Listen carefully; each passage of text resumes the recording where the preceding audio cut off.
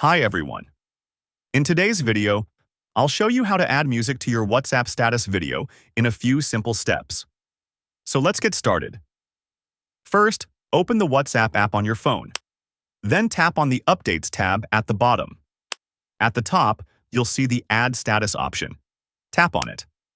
Now, record a new video or select a video from your gallery. Let's choose a video from the gallery. Once your video is selected, tap on the music icon at the top of the screen. This will open the music library. You can scroll through songs or use the search option to find your favorite track.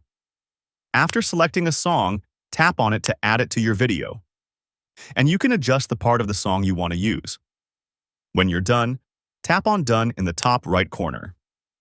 Finally, tap the arrow button at the bottom to post your status. And that's it. Your video with music will now be live on your WhatsApp status. If you found this video helpful, don't forget to like, share, and subscribe for more useful tutorials.